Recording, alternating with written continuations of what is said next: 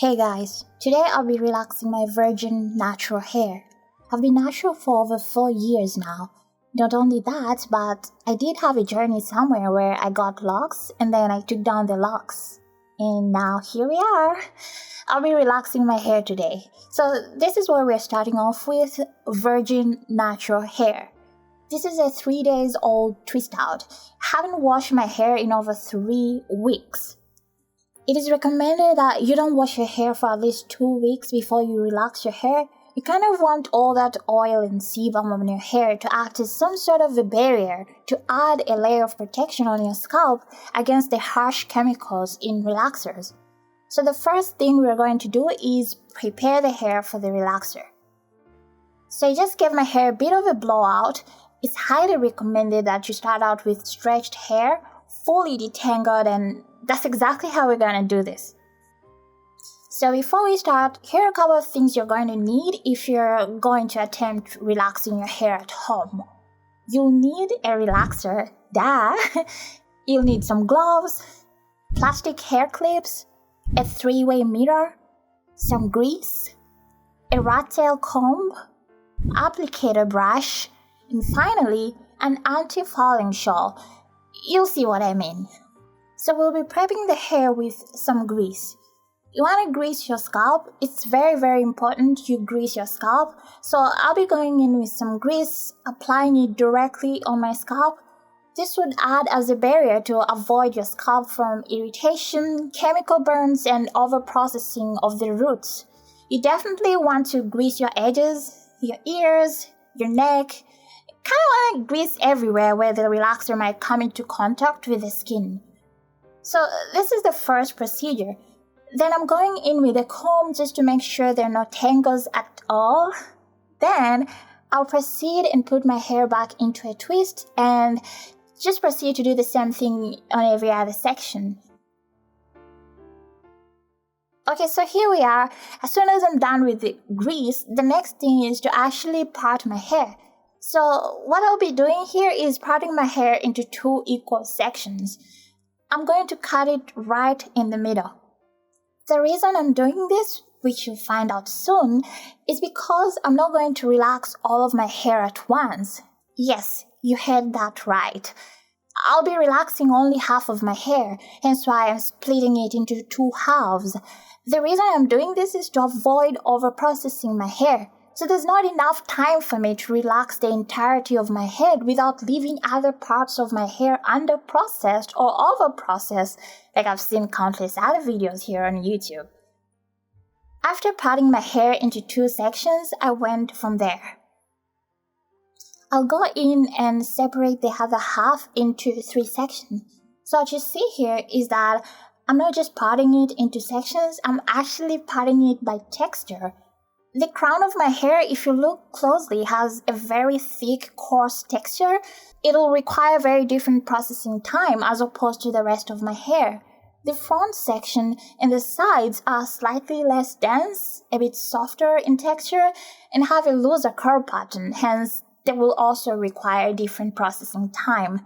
The back section has a tighter curl, medium density, and is slightly less coarse than the crown, so it'll require a different processing time as well. So the front section will process for 13 minutes, the back for 10 minutes, and the crown will take 16 minutes of processing time. I'll be using a multi-timer app to track all of this during the relaxing process, and just in case you'll need this, I'll put a link to the app in the description. So I'm not going for a bond straight, relaxed hair. Kind of want to have some texture left in my hair to add some volume. So I'll pretty much only relax with about 60% relaxer strength. This will leave some strength in my hair, some texture, and the best part, some volume. I definitely recommend you don't relax your hair all the way straight. It's okay to leave a bit of texture in there. It'll also help your hair to not break off as easily. So you want to look at the hair chart provided in the box and see how it goes. So we're going to be parting the hair into small 1-inch sections. So what I'm doing here is actually sectioning all the parts where I'm going to be applying the relaxer. So for every inch I part, I will then put it into a very loose twist that can easily come off. I guess you'll see what I mean when I start relaxing. I actually borrowed this method from YouTubers who were relaxing their roots. So when I begin the process, you'll see how easily it'll be for me to relax my hair.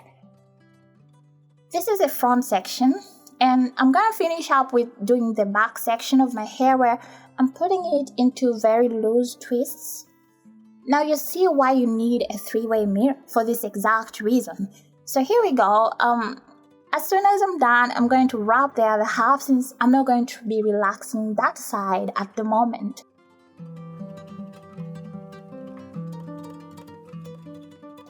So I'm going to put these sticky hair velcro tapes. I'm just using these stickers and stick them straight to the other parts that I'm not going to be relaxing so that the relaxer doesn't bleed to that side of the hair or that side doesn't get into contact with the relaxer. As I said, I'll only be relaxing half of my hair. So firstly, we're going to mix our relaxer. So the relaxer I'm using is ORS olive oil. So we start off with mixing the developer to the cream. I'm actually using no-lie relaxer. I'm not gonna get into details of why, but just know that the difference is in the type of chemicals used. In lye relaxers, the active ingredient is sodium hydroxide. In no-lye relaxers, the active ingredient is calcium hydroxide. No-lye relaxer is usually a little milder and good for sensitive scalps, but the calcium can cause the hair to be very dry. So in this case, I'm the one with the sensitive scalp here, so we're going in with no-lye relaxer. When it comes to mixing, just follow the instructions in the box. So the next stage here is the application of the relaxer. So you need to wear gloves and a shawl because I have long hair and I don't want the relaxer touching my skin or clothes. So here we go. We start at the back section. So as soon as I start the back section, I'm going to turn on my alarm, the multi-timer alarm. I'll put it on the screen so you can see how the process went in real time. So this will allow me to monitor 3 different parts of my hair with different processing times, as I did mention that the crown will be taking slightly longer. So this is what we'll be doing. So for the back, I'll go in with applying the ends of the hair first. You don't want to apply to the roots because the roots process quickly. When you're done applying it through the length of the shaft, you can now go in and apply closer to the roots. But I'm sorry, the camera angle here is just weird. You're just gonna have to bear with me. I'm sure there's some angles where you'll be able to see clearly, so I'm applying the relaxer closer to the roots without actually touching the roots. This is at least 2 centimeters away from the scalp, just eyeballing. You don't want your relaxer touching your scalp at this stage. Then I'm going in and massaging the relaxer throughout the entire shaft of my hair. And basically, that's what I'm doing. If you noticed, I also left the edges for the last since the hair around the edges seems to be very fine, so you want to relax it last to avoid breakage along those areas. As you can see, it's not touching my scalp. You want to make sure it doesn't touch the scalp. At least 2 centimeters away from the scalp is a good deal because the scalp produces heat which will make your hair process faster. And if it processes faster than the rest of the hair, then it will over-process. Hence why we leave it until the very end to apply the relaxer closer to the roots. So here we go. Applying it, then massaging it into the rest of the hair as you can see. Now here, I'm just massaging it through the rest of the hair shaft before I can proceed to another section. So this is it. This section is done, and I'm moving to the crown section. I did actually, off camera, go ahead and turn on the alarm for the crown section. The first part of the alarm says a couple of minutes are left before the hair finishes to process, so I have to work really fast, and basically we have like 13 minutes to do all the sections before the back section has fully processed. So here we go. We're working with the middle section, which will be taking 15 minutes to process, and that includes application time. When we say processing time, that includes the application time as you're applying it immediately as you put the relaxer to your hair. Your relaxer is already processing. So you can't count the processing time after you're done. You have to count it way before you have finished it. So this is what we're doing here. Just taking out these twists, as you can see, they're very easy to unravel very quickly. You can just apply this straight to the hair, as you can see. As soon as I'm done with this section, I'm going back and doing the same procedure that I did the first time, going in closer to the roots again.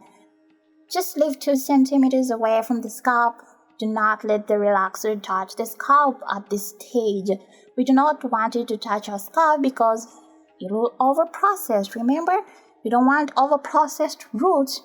You want every strand to process equally from the roots to the shaft to the ends. You want to work as quickly as possible because, as you can see, my alarm is about to go off. So I'm trying to work a little bit faster, and you don't want the back to overprocess before you finish applying the front. So here's me trying to really work fast on the crown. I'm going to massage it throughout the rest, and then I'll go back to the back section and try and massage it a bit and make sure the relaxer is fully spread to the roots. We still have a few more minutes left, so we'll start with the front. I'm now turning my head to the front so you can see I'm working really fast here. I don't want time running out on me before I finish here. You see how easy it is for me to apply? I don't need to section my hair since I've already previously parted it into small sections. So it's very easy for me to just do these applications since the parts were pre-sectioned. And I don't have to go through the hair with a comb every second. I'm just doing my sections really quickly so you guys see the benefits of this method. And now I'm going straight to the ends. It's almost 3 minutes before the alarm for the back section rings and I'm literally shaking. I'm just doing my very best to do it as fast as I can. The edges process faster, so you kind of also want to save them for the last. This is me just doing things really quickly. I'm literally sweating. I was terrified, okay? My alarm here has almost 2 minutes left. I'm literally trying to finish up before I run to the bathroom and rinse the relaxer on the back section first because the timer is almost out.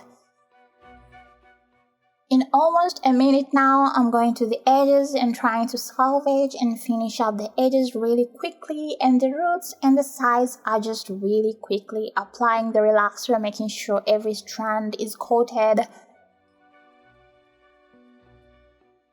So as soon as the alarm rang, I rushed in the shower, literally rinsing the back section first.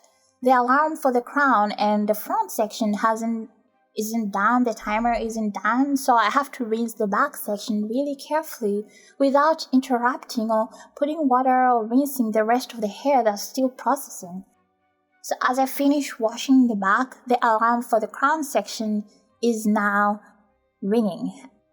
So the 15 minutes for the crown section are up, so I go ahead and rinse that section as well, carefully without spilling water in the front section.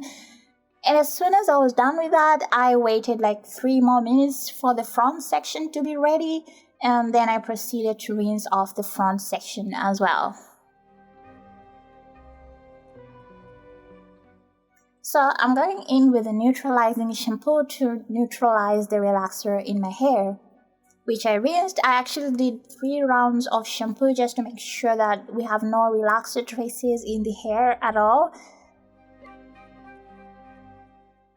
Then I'm going in with a conditioner. As you can see, I went in with a brush. Wow, the hair is very soft. It combs really easy. It feels so weird because I've never felt my hair like this. So yeah. So this is my hair texture 1 hour later. I've left my hair to air dry. So this is basically the texture of my hair as it's dry. It's almost, I would say, 70% dry. So that is my hair texture. So weird. I'm going to take off these stickers that I put on there. So here we go, guys. This is the texture of my hair. Kind of like it because I didn't want the bone straight hair where the hair looks really stringy, lifeless. Kind of wanted some movement, and I like this. I don't know, it's kind of too early to assess the hair, but so far I like the look of the hair, so I guess I'm enjoying it. I like it so much and I'm so happy. So I'll go ahead and do the other half of my head off camera, then I'll come back and show you the results. So my hair is done and I was just waiting for the hair to dry, and actually it has no product. Literally zero product. Kind of wanted to see how the hair would look like without any products or nothing, without any manipulation on it. I just wanted to see the real texture of my hair after a relaxer, and this is what it looks like. So I left it to air dry overnight, so here we go. And this is what it looks like. So this is the next day, the next morning. So my hair is completely 100% dry. I just wanted to show you the texture of my hair without any products in it first. This is just the hair in its relaxed texture without any products. There's a lot of texture there, and I kind of like it. In case you're thinking, wow, that's a lot of texture. No, this is actually the best my hair has ever looked. So I kind of like it. This is exactly the result I was thinking of. And in case you're wondering what my natural texture is in its natural state, I'll show you a side-by-side comparison. So look at my natural texture in its natural form. So let me pull it side by side so you guys can actually see what it's really like for my real natural texture. And this is a wash and go with products and gels. You can see that there's a significant difference between my natural texture and how short my hair is in its natural state versus this type of hair. Now guys, this is with products. I've put on some curling products to get this texture, and this is without any products at all. Zero products were involved in this, just a conditioner. Just kind of wanted to see the real texture of my hair, and I'm in love. So we're going in for the second stage, which is the treatment part. This is very important. You have to do a bond builder. We're going to be using Oraplex number 0 and Oraplex number 3. So we start off with number 0. I just transferred it to a spray bottle, so I do not want to inhale the product, and I'm wearing a mask for this reason. They do not recommend you use a spray bottle. It is definitely not recommended, but since I'm spraying it, I had to use a mask just so I won't inhale the particles of whatever chemicals that are in there. So this is basically a bond builder. It's supposed to help build the broken bonds on your hair. If you have damaged hair, like chemically treated hair or bleached hair, this is exactly what you want to use immediately after you relax your hair. You want to repair those broken disulfide bonds because the relaxer process eats away at all the chemical bonds in your hair. You definitely want to use something to rebuild those bonds so that your hair can be healthy and strong again. And guys, you will see a very massive difference as soon as I'm done with this treatment. After that, we're going to go in with Oraplex number 3. And I'm going to apply it directly on top of Oraplex number 0. As soon as I'm done, I put my hair in a bun for another 15 minutes before I rinse it off. After that, you just shampoo it. I'm using shea butter, Jamaican black castor oil, and this is what I'm going with because I'm going to follow it up with a protein treatment from Shea Moisture as well. The coconut and hibiscus line, which are silk protein, and you want to add some protein in there because, we've kind of traumatized our hair with all the chemicals and manipulation. you kind of want to put back some nutrients back to your hair. So the bond builder was followed by a protein treatment, which should add some strength to my hair because the relaxer literally stripped 60% of my natural hair strength. So here is me. I'm gonna leave it for 30 minutes and then we rinse it off. And guys, this is my hair. I'll apply some leave-in conditioner and then some oil to my scalp. You definitely want to apply oil on your scalp. Your scalp will be very dry after the relaxer. You want to go ahead and moisturize your scalp with a little bit of oil. This is so weird. I literally do not have any tenderness, any irritation. I never had any tingles throughout this entire process. I'm so shocked.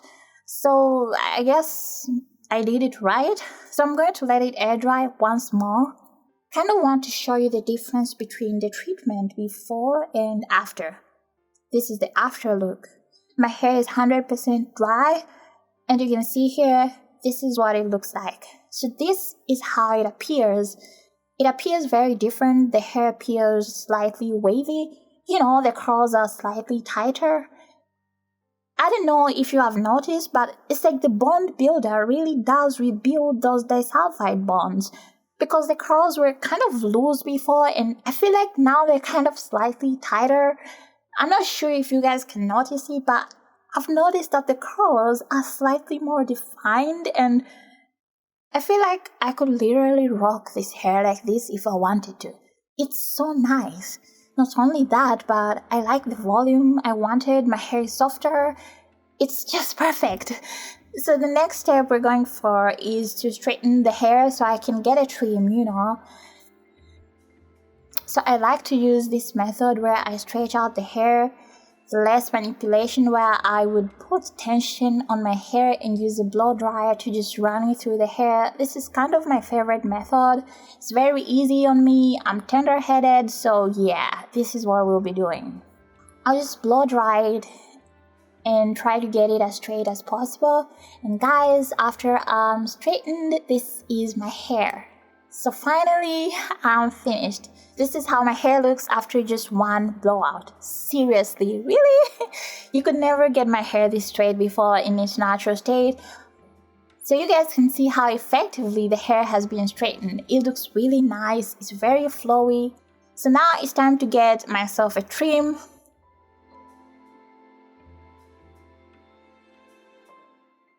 So I trimmed my hair. This is how my hair looks after I trim. I just wanted you to see how it looks slightly healthier. I'm a bit stingy when it comes to trimming the ends, but yeah, I did have a lot of split ends, so this is how it looks like on the back view. You can see here that my hair looks really healthy. It looks nice. I did not need to flat iron it. This is just a blowout. My hair looks great after a blowout. There's no frizz. I really like the volume. I like that my hair is very voluminous. I love it. So guys, let me know what you think about this. I'll post my 5-month relaxer update. I'll do my post relaxer update very soon, so stay tuned for that video to see how long my hair has gotten since. You will really enjoy this video. So leave a thumbs up if you liked this video, and if you like any of the tips that I suggested, be sure to press the like button and subscribe to see more of my hair journey, because I change my mind about my hair every day. So here we are, guys. Thank you. Bye.